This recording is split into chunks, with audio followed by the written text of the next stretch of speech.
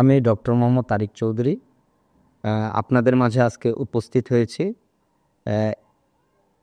দুর্নীতি এবং প্রত্যাশা নিয়ে কথা বলতে। যদিও বর্তমান বাংলাদেশের যে সরকার বসে আছেন তাকে আমরা যেই নামেই বলি না কেন, ইন্টারিম গভর্নমেন্ট, বিপ্লবী সরকার অথবা ক্যাপটেকার সরকার, অর্থাৎ ছাত্র জনতার বিপ্লবের ফলে যে সরকারটা বর্তমানে বসে আছে সেই সরকারের 100 দিন পূর্ণ হয়েছে। ইনশাল্লাহ আমি আগামী পর্ব আপনাদেরকে সে 100 দিন পূর্তি উপলক্ষে বলবো, বর্তমান সরকারের চ্যালেঞ্জ এবং 100 দিনের সফলতা নিয়ে কথা বলবো।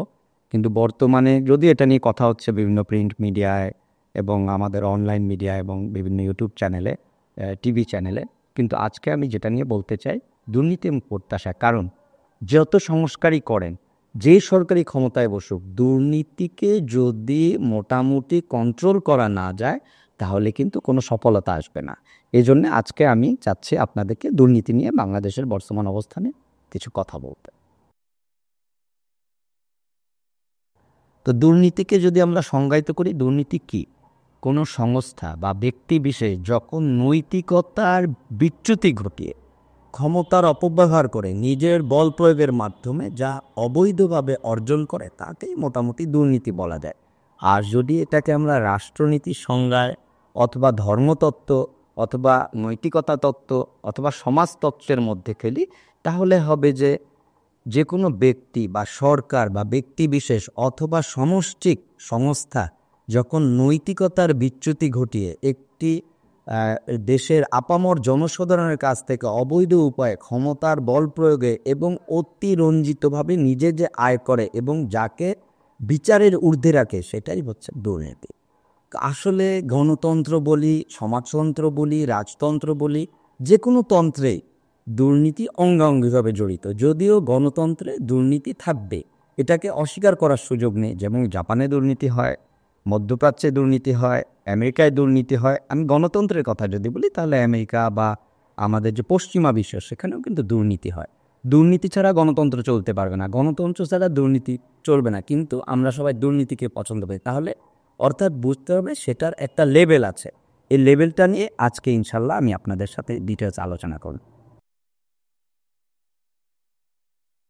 দুর্নীতিমুক্ত সমাজ, এই যে প্রত্যাশাটা, এই প্রত্যাশাটা কিন্তু প্রতিটা দেশে প্রতিটা নাগরিকেরই একটা কাম্য। ঠিক যেমনি আমেরিকা, ইউরোপ, সেই রাশিয়া বলি, চায়না বলি, জাপান বলি, অথবা আমাদের তৃতীয় বিশ্বের যারা উন্নত, তৃতীয় বিশ্বের মধ্যে যারা একটু উন্নত, ব্রাজিল বলি, ভারত বলি, অথবা আমাদের মতো তৃতীয় বিশ্বের যারা নিম্ন আয়ের দেশ যেমন বাংলাদেশ, বার্মা বলি, সেই মালয়েশিয়া, সব কটা দেশেরই জনগণের একটা চাহিদা থাকে দুর্নীতিমুক্ত একটা সমাজ। কারণটা কি?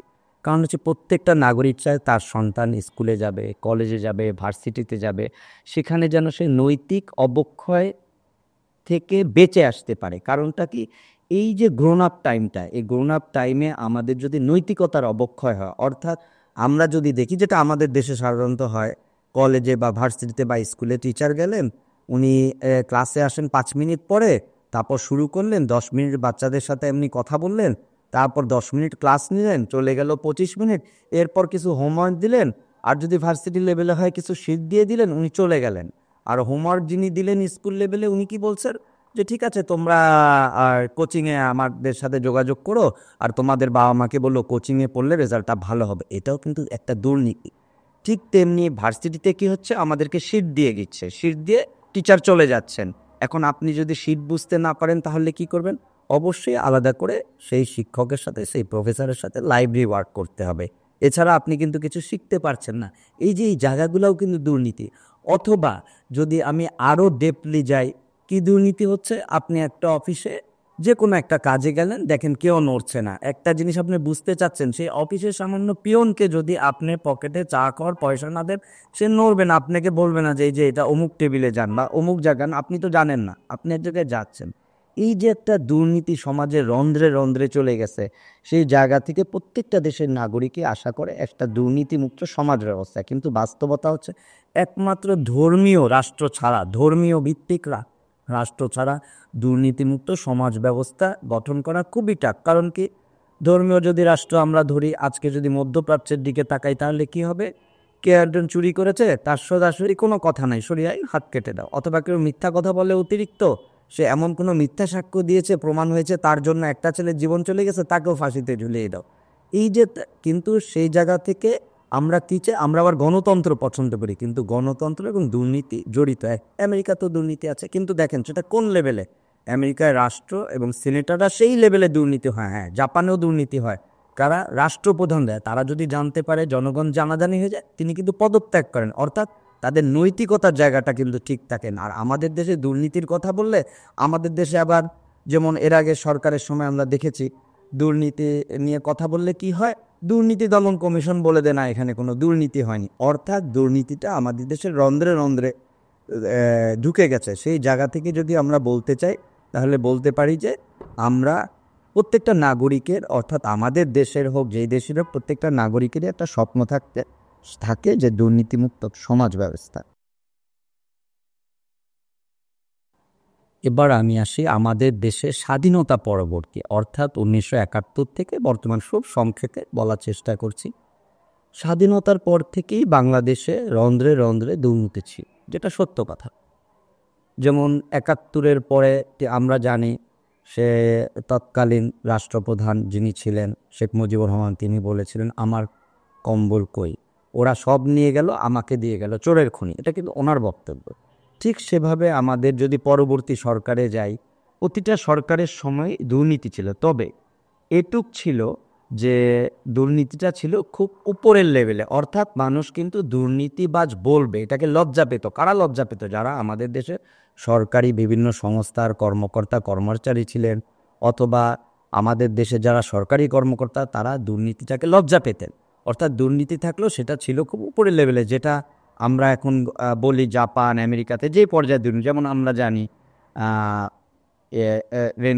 রোনাল্ড রেগানের আমেরিকাতে ওয়াটারগেট কেলেঙ্কারি, যেমন জর্জ ডাব্লিউ বুশের সেই ইরাক কেলেঙ্কারি, ঠিক তেমনি প্রতিটা দেশেই কিন্তু ওই লেভেলে দুর্নীতিটা থাকে, যে তারা জানলে তারা লজ্জা পায়, অথবা তারা ক্ষমতা ছেড়ে দেয়, জনগণ সেটা ভোটের মাধ্যমে সেই শাস্তিটা তাকে দেন।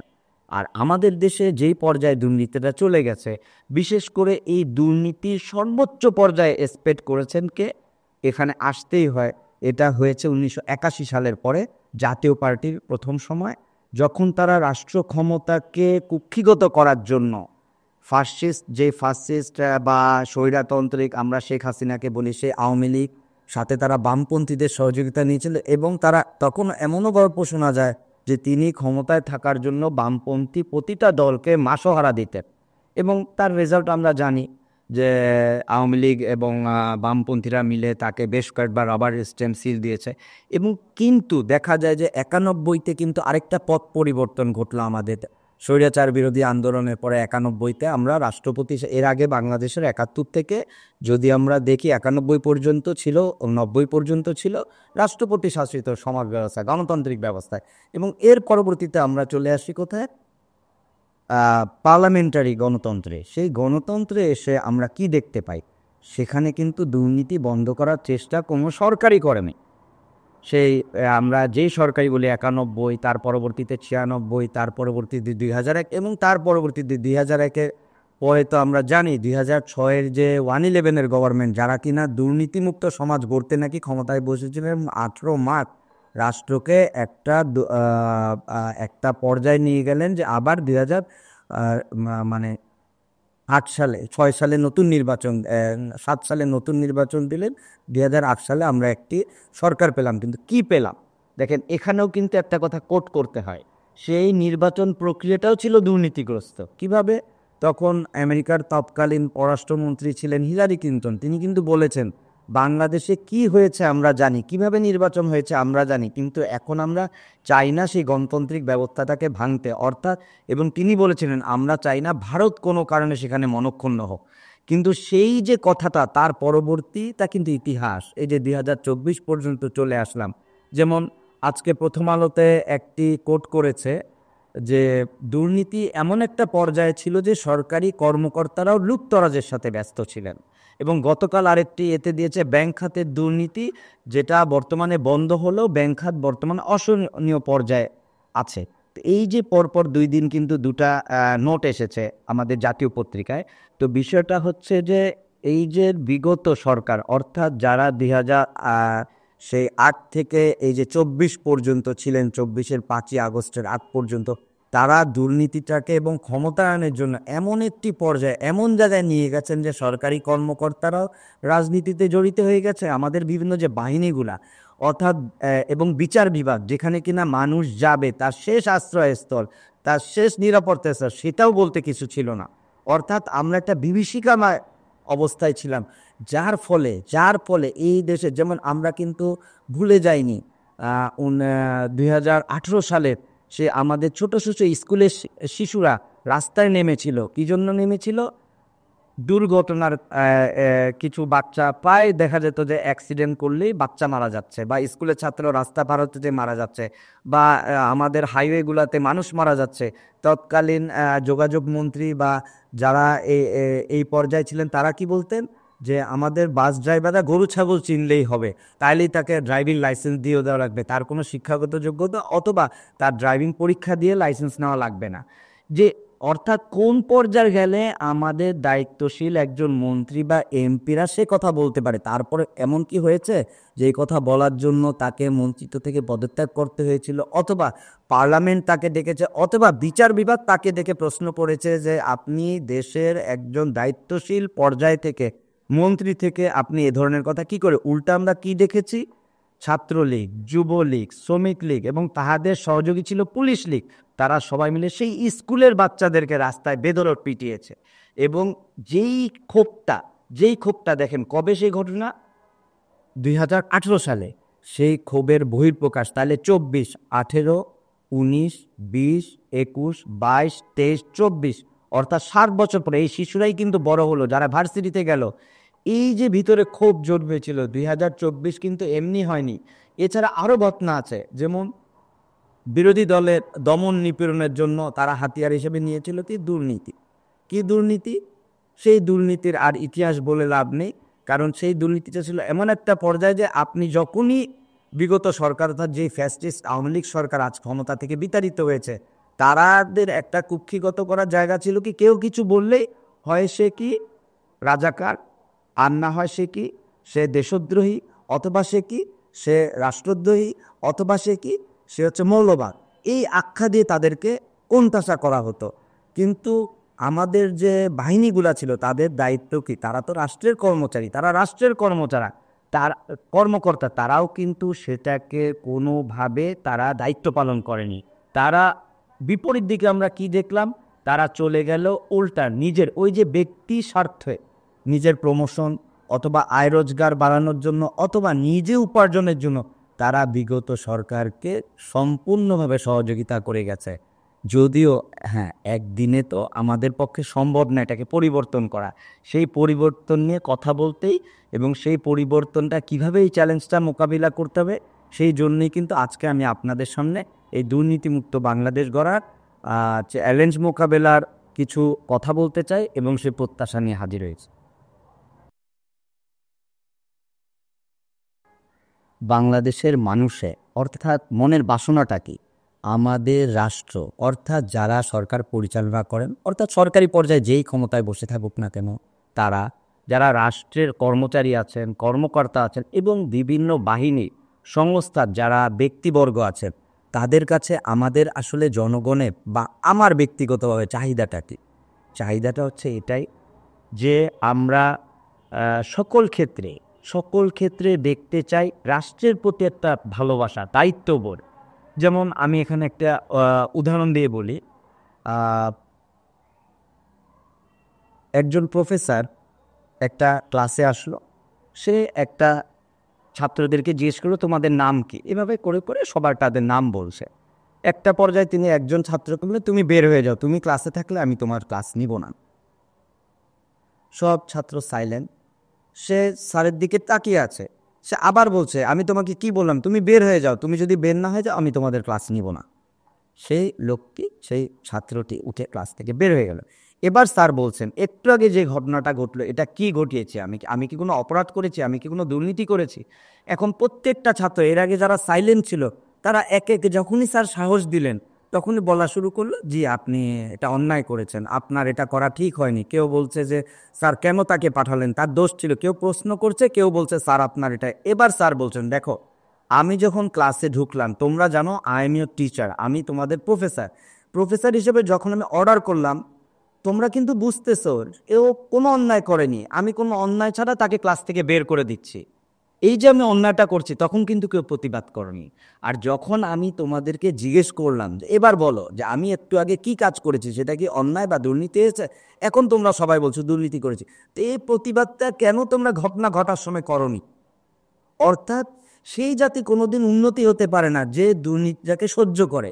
আমরা স্বাধীনতার পর থেকে আজকে 2024 পর্যন্ত কি দেখছি, আমাদের জনগণ কিন্তু মুখ বুজে সহ্য করে কোনো একটা অপশন আসা ছাড়া। যেমন 52 ভাষা আন্দোলন আমরা জানি, ছাত্ররা সেদিনও রক্ত দিয়েছিল। তারপর 71-এর স্বাধীনতা যুদ্ধ, কিছু মানুষ কিন্তু আগে নেমেছে, প্রতিবাদ করেছে, রক্ত ঝরেছে, তারপর কিন্তু স্বাধীনতা এসেছে। ঠিক সেইভাবে আমরা 75-এর সেই 7ই নভেম্বরের সিপাহী জনতার বিপ্লব, ঠিক একইভাবে আমরা 91-তে দেখি, 89, 90-এর স্বৈরাচার বিরোধী আন্দোলন, ঠিক একই জিনিস আবার দেখি আমরা 2008-এর 2006-এর কেয়ারটেকার গভর্নমেন্ট, একটি সেনাবাহিনী হঠাৎ করে ক্ষমতা নিল দুর্নীতি হয়েছে বলে। ঠিক আবার কিন্তু সেই 2024 সালে স্বৈরতন্ত্র বিরোধী আন্দোলন, যেটাকে আমরা বলছি ছাত্র জনতার আন্দোলন। অর্থাৎ সব জায়গায় আপনি দেখবেন ছাত্র এবং জনতা যখন প্রতিবাদ করতে শিখেছি, তখনই কিন্তু আমরা একটা রেজাল্ট পেয়েছি। ঠিক এই জায়গায় আমি আরেকটি উদাহরণ দেই, যেমন জাপান এবং বাংলাদেশ যদি আমরা চিন্তা করি, জাপানের আয়তন আর বাংলাদেশের আয়তন যদি আমরা কল্পনা করি, কি দাঁড়াবে? প্রায় সেই। জাপানের সমতল ভূমি আর বাংলাদেশের সমতল ভূমি যদি চিন্তা করি, অবশ্যই বাংলাদেশের সমতল ভূমি বেশি। আর জাপানে কি পাহাড় পর্বত, যেখানে কিনা প্রতিদিন গড়ে 45 থেকে 48টা ছোট বড় ভূমিকম্প হয়। অর্থাৎ তারা কিন্তু ভূমিকম্প অধ্যুষিত এলাকা। তাহলে কি পাওয়া যায় এখানে? সেখানে কিন্তু কৃষি বা আবাদের জমি কম জাপানে।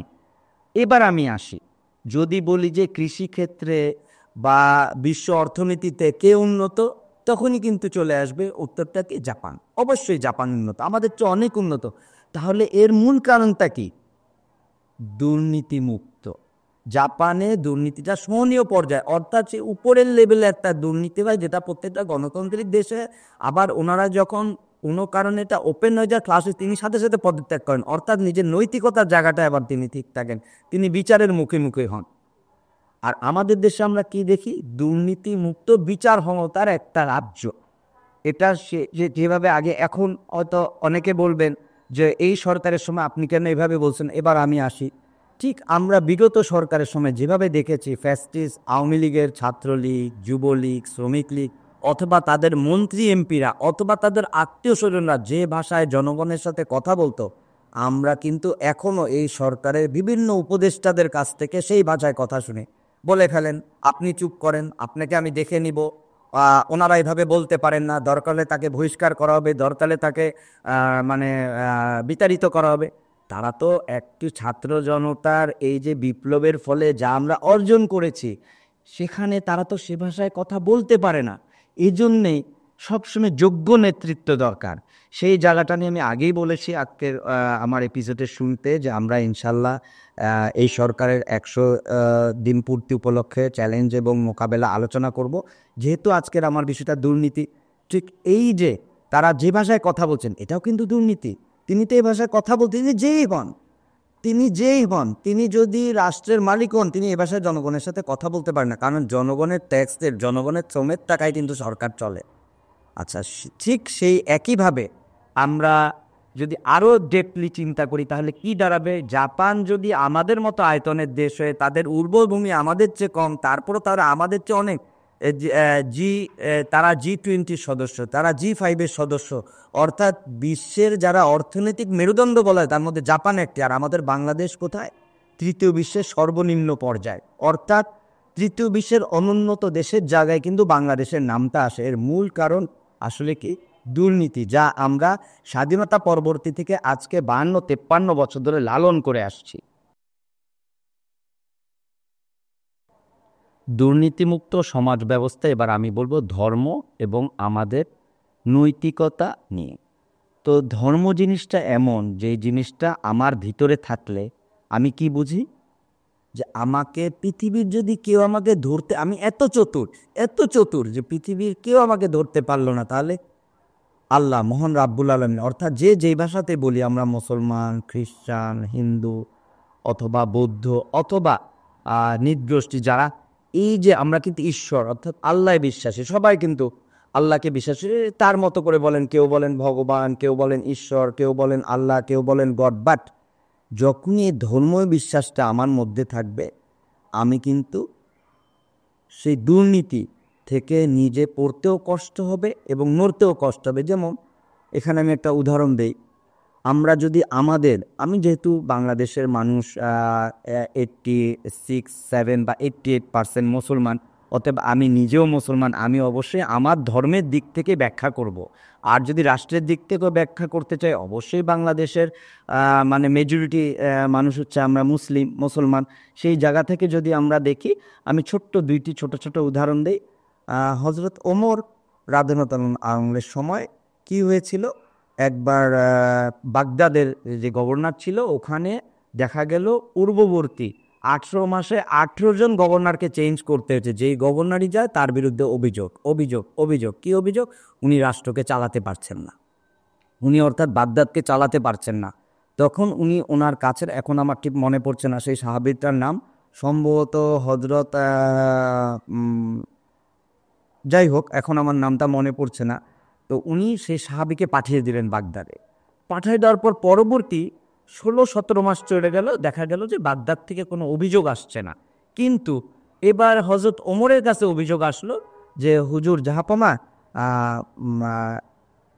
বাগদাদ থেকে কিন্তু গত 17-18 মাসে আমাদের কোনো মানে খাজনা আসেনি, অর্থাৎ ওনারা যেটা বলতেন যে জাকাতটা আদায় করে বাইতুল মালে পাঠানো হতো, সেটা আসেনি। তখন তিনি তাকে ডেকে পাঠালেন।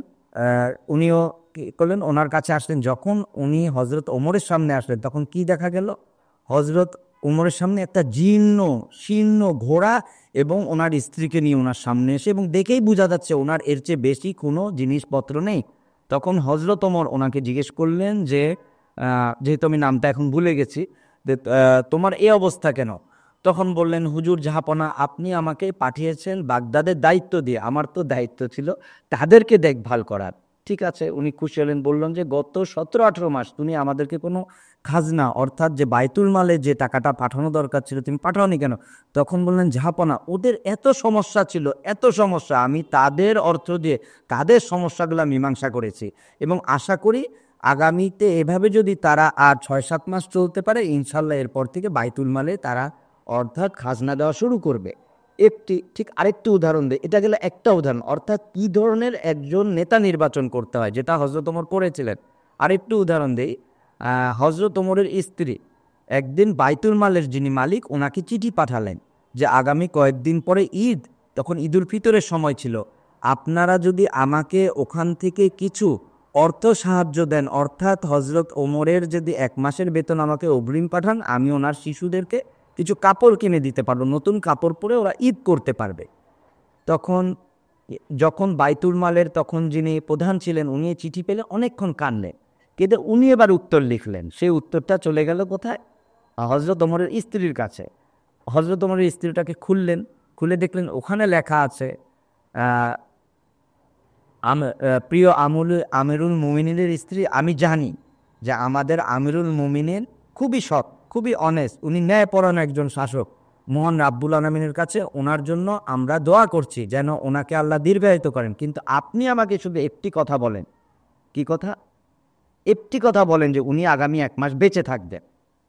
এখানে দেখেন আমাদের কিন্তু অনেক বড় শিক্ষণীয় একটি জিনিস আছে, যে ওখানে জানতে চাচ্ছে যে এই যে আপনি 1 মাসের বেতনটা আমার কাছে অগ্রিম চাইলেন, শুনি কি মুসলিম জাহানের খলিফা হযরত ওমর অলরেডি তখন অর্ধ জাহানের মালিক, ওনার স্ত্রী চিঠি দিয়েছেন বাইতুল মালের প্রধানকে। বাইতুল মালের প্রধান জানতে চাইলেন যে আগামী 1 মাস উনি জীবিত থাকবেন, সেটা আমাকে বলেন, আমি আপনাকে 1 মাসের স্যালারি অগ্রিম পাঠিয়ে দিচ্ছি। আর এখন আমাদের রাষ্ট্রে কি দেখা যায়, আমাদের সরকারি কর্মকর্তারা বোনাস পান, অর্থাৎ ইসলামে যে বোনাস হারাম, বোনাস যদি দিতে হয় দেশের প্রত্যেকটা নাগরিক বোনাস পাবে। ঠিক যেভাবে হুসেন মোহাম্মদ এরশাদ আমাদের রেশন ব্যবস্থাকে বন্ধ করেছেন, কিন্তু তা আগে স্বাধীনতার পর থেকে এফটি ছিল জনগণের জন্য। রেশন কিন্তু প্রতিটা দেশের নাগরিক, কারো যদি শিশু জন্মাতো তার নামও কিন্তু পরের দিন রেশন কার্ডে উঠে যেত, রেশন পেত। কিন্তু অর্থাৎ কি, বোনাস যদি পেতে হয় দেশের 20 কোটি জনগণ, আমরা জনগণই পাবে, পাওয়ার কথা, পাওয়া এটা রাষ্ট্রকে দায়িত্ব নিতে হবে যে হ্যাঁ রেশন পেলে সবাই পাবে, বোনাস পেলে সবাই, শুধু সরকারি কর্মকর্তারা বোনাস পাবে, ইসলামে কিন্তু এটাও হারাম। আমি আরেকটি উদাহরণ দিই হজরত ওমরকে দিয়ে, যেহেতু হজরত ওমরকে নিয়ে আমি আজকে উদাহরণগুলো টানতে চাচ্ছি।